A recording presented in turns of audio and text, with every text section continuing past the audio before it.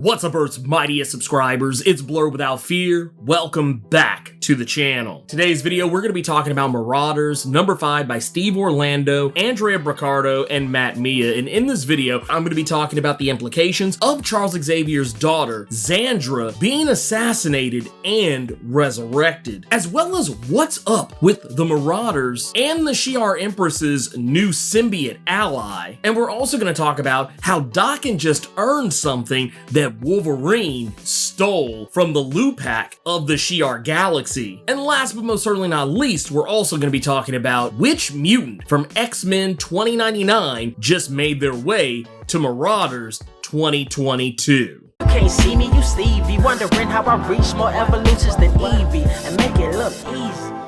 Okay, so one of the first things I want to get into real quick is back during Marauders number 3, we saw that Xandra, the daughter of Charles Xavier and the late Empress Lilandra, had been assassinated by the soldiers of the Kin Crimson. The Kin Crimson is this secret cult-like group that protects the dark and dirty secrets of the Shi'ar Empire. It's something I've talked about a little bit more often than not lately. The idea that the Shi'ar are embarrassed and ashamed of the things that they've done in the past, and they don't want future generations to know about it. Something that I likened to how people are responding to the idea of CRT, which is critical race theory for those that, somehow miraculously don't know this. And for those who do know what it is, don't worry, no one's teaching it to your children. It's literally a college course you'd have to pay someone to teach it to you. That's neither here nor there. The Shi'ar are really in their feelings about this. They don't want anyone to know, and it just so happens that thanks to Cassandra Nova, the mutants of KRAKOA now know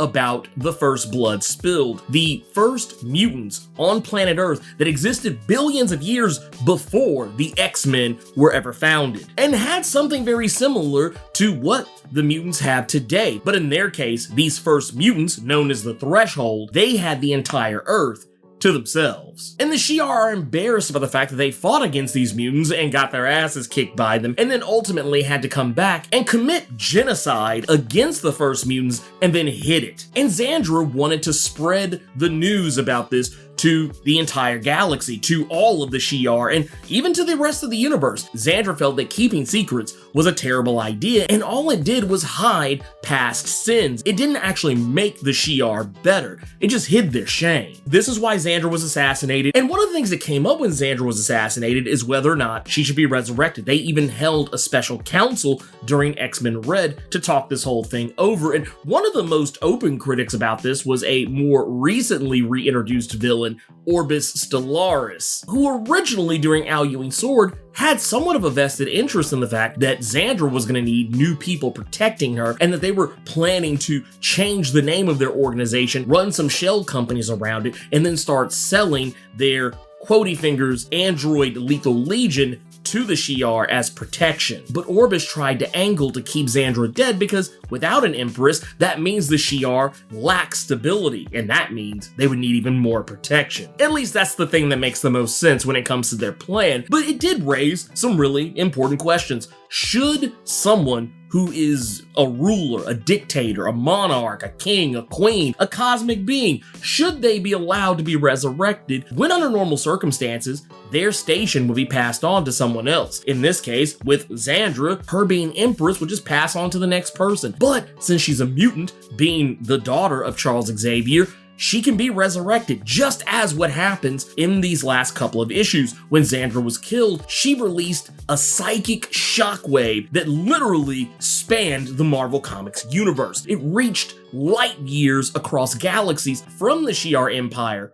all the way to Earth, something that while Charles Xavier was able to pick up, Xandra's advisor Oracle, a longtime member of the Shi'ar Empire, had warned her that likely meant other people were aware of it too. Anyone with any modicum of psychic ability could have very likely picked it up. But Xandra was able to send a psychic message to Charles Xavier, and this is how he was able to code her DNA so that way he could bring her back, and he does so. But the real trick of the matter here is that, was this something that should have happened? Now, I do agree. I think it is actually the best possible scenario that could have come out of this. I think that that's what he should have done. Charles is a terrible parent by and large, but it was a great thing for for him to actually try to take care of his daughter the best way he could. He's done a very terrible job with Legion, even as of the recent Legion of X comics, which star Legion. It just so happens whenever they have met one another, it's always ended either very poorly or very petty. So yeah, it's one of those situations where I was really glad to see Charles Xavier finally stepping up to the plate, being a dad more than he has been in quite some time, actually being a father to his child, doing some parenting, putting in the hours. It was a nice thing to see. But why I bring this up is because one of the things that Xandra talked so much about was no longer hiding the secrets that the King Crimson wanted to hide. But what about this? This is yet another secret. No one in the rest of the Shi'ar Empire, other than our closest advisor Oracle, as well as Gladiator, and of course, her aunt Deathbird. Beyond that, other than some very close servants, no one really knows if Xandra was ever actually killed. So now the question is, are the Shi'ar going to lie about what happened? What is Xandra going to allow to be told? Because it's one of those situations where I could easily see Xandra saying, no, maybe the world doesn't need to know. But I could also see her, if she wants to keep that same energy about the King Crimson, it wouldn't be the worst idea to tell the world that she was assassinated and then was resurrected. But this could also invite more conflict the Shi'ar's way. If other people say, oh, someone was able to get to her, someone was able to assassinate her, maybe we can get to her and assassinate her. Sure, they'll probably bring her back, but now we know who brought her back and we can take them out as well. This could open up a whole can of worms. I'm not really sure which way this is gonna go, but I am curious to see what Xandra's next move is, though I hate in a fit of rage Deathbird had killed Delphos the Red, because I feel like that also kind of cut off more of the secrets of the King Crimson. The Marauders aren't really learning anything in this issue. Daken killed the Chronicle, which granted he deserved to die, but with him dies the secrets of the Threshold. So it's going to be a while before the Marauders figure out how to unlock the data key that they took from the Chronicle that can help them resurrect the Threshold, or at the very least, one of the Threshold. And once again with Delphos, a lot of secrets died with Delphos. Speaking of secrets, one of the biggest secrets that they had, other than the first blood spilled, is that the King Crimson hid the secret about what they did to the symbiotes. Now, I'm gonna be brutally honest with you, I don't really know how to pronounce this character's name, but there is a particular character that made their triumphant return after first appearing in X-Men Kingbreaker #2 in 2009. It's a character by the name of, I'm gonna say, X's, or it's something along those lines. When you put a bunch of Z's and X's together, things just get weird. They're basically a mutant symbiote, similar to how characters like Warlock and Brew are mutants of their species. They don't possess X genes or anything like that. In the case of Warlock, Warlock is a mutant because he chose to not kill his father to validate his existence. This is something that's a huge deal in Technarch society, and because Warlock didn't want to do that, that is what made him a mutant, because he ran counter to his species' normal function. And in the case of characters like Brew, where normally Brood are very bloodthirsty and monstrous, Brew is actually quite friendly, and while he can act in ways similar to normal Brood, Brew actually appreciates and values life and friendship and relationships above all else. He's largely probably the most peaceful Brood you would ever see.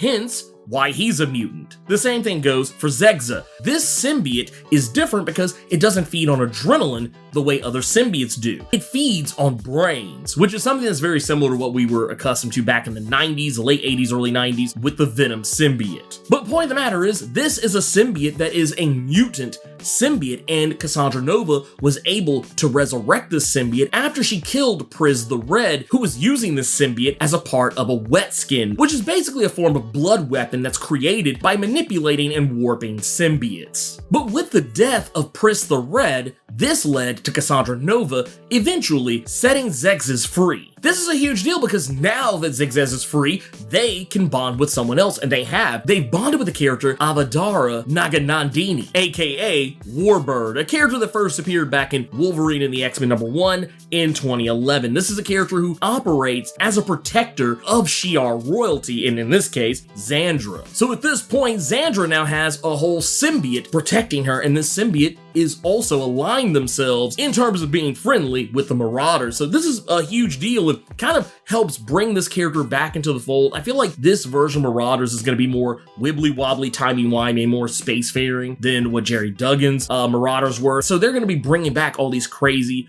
wild and sundry characters. I'm totally here for it. Another thing I want to talk about with this is what happened with Daken this issue. One really interesting thing occurred because, as I mentioned earlier, that the Marauders had killed the Chronicle. This was actually thanks to Daken, who, for those who are not familiar, is Wolverine's son. And something comes up this issue when the character Fang presents Daken with a present. He gives him a totem that is of the Lupac people of the Shi'ar galaxy. For those who aren't familiar, the Lupac are basically this nearly unkillable feral race that has dedicated themselves to protecting the Shi'ar Empire as super guardians. We've seen this character Fang, who is presenting Daken with these gifts on multiple occasions, and oddly enough, it's actually the same Fang, albeit whenever Fang dies, he's replaced by a copy of himself, a clone that's created at the moment of his death. So technically, there have been multiple Fangs. It's just, they are technically the same one.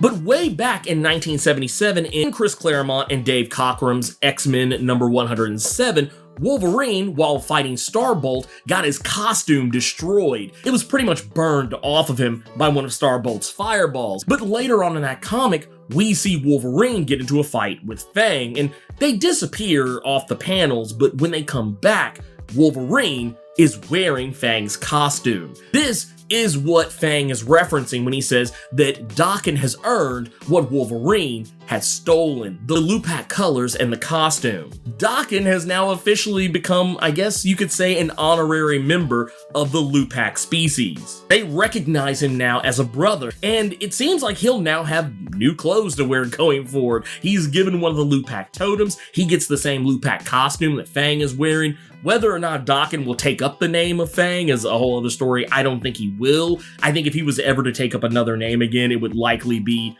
Wolverine, which he has taken up that name before, back when he was a member of Norman Osborn's, Quotey Fingers' Dark Avengers during the Dark Reign story arc.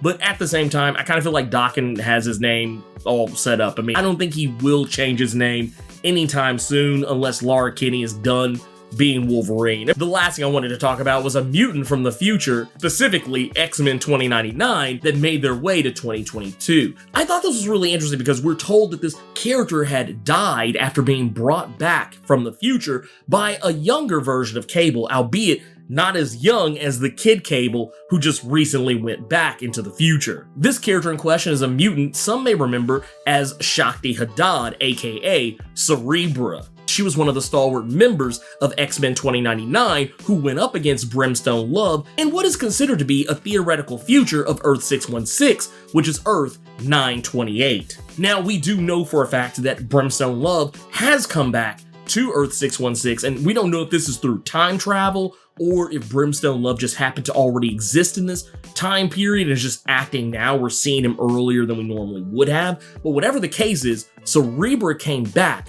for a very specific reason. She wanted to warn them about something and help them with a problem that's going on right now, and I'm pretty sure it just makes all the sense that it would be Brimstone Love. Shakti was a very interesting character. She was a mutant who had the exact same power as what Charles Xavier's Cerebro is capable of doing. She could use telepathy to seek out and find mutants based on their X gene alone. Her telepathy was never really fully tested, but we knew she had the capability to wield it in ways that allowed her to pinch someone's nerve or completely shut down their entire nervous system. We even saw in some instances where she was able to turn off other mutants' powers. Whether or not we're going to see any more X-Men from the 2099 series, it's hard to say at this point, but I wouldn't be shocked considering that Brimstone Love is here. We now have Cerebra. I could easily see characters like Junk Pile or Skullfire or Serpentina or whoever else. Any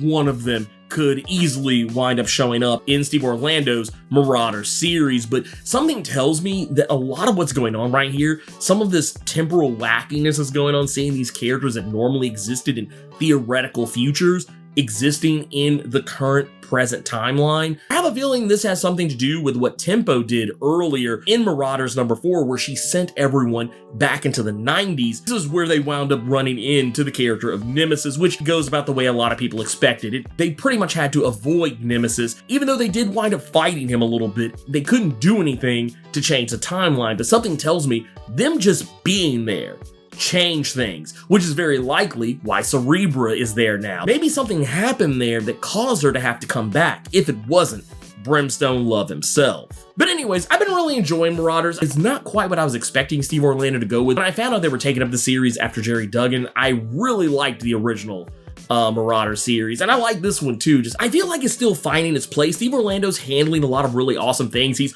brought back, or at the very least, he's name dropped characters like Red Lotus, who, for those who know, was a character that had debuted in Extreme X-Men by Chris Claremont back in the late 90s, early 2000s or whatever. He's also made sure to preserve the relationship that Quanon and Grey Crow started in Zeb Wells' Hellions. There's a lot of really interesting things and stories to tell, and he's even doing some really awesome things with Cassandra Nova by turning her from more of a villainous character to maybe a more reluctant hero. It's hard to say at this point, but I like what Steve Orlando's doing. It's a trend that I've been seeing lately with everyone operating in the X-Desk spectrum. Everyone working on an X book right now has been going out of their way to try and take characters that had either problematic beginnings or maybe just were characters that weren't exactly where they needed to be. Maybe they got left in a problematic space, and then taking those characters and then uplifting them. We see this with Vita Ayala's New Mutants series more often than anything else,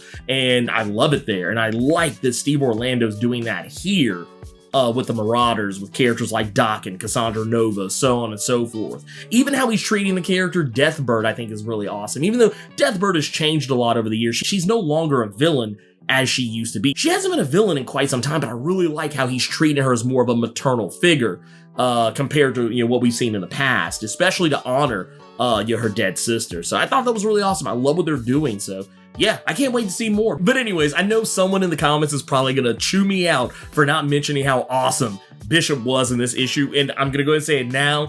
I thought he was awesome. I'm not dedicating a whole section of this video to talk about what he did to Nemesis, because honestly, it's not the first time he's done something like this before. So if you want to know more about how I've gushed about how great Bishop is as a character and how powerful he is, check out this video right here. And in the meantime, let me know what you thought about Marauders number 5. Keep it plus ultra and sound off in the comments.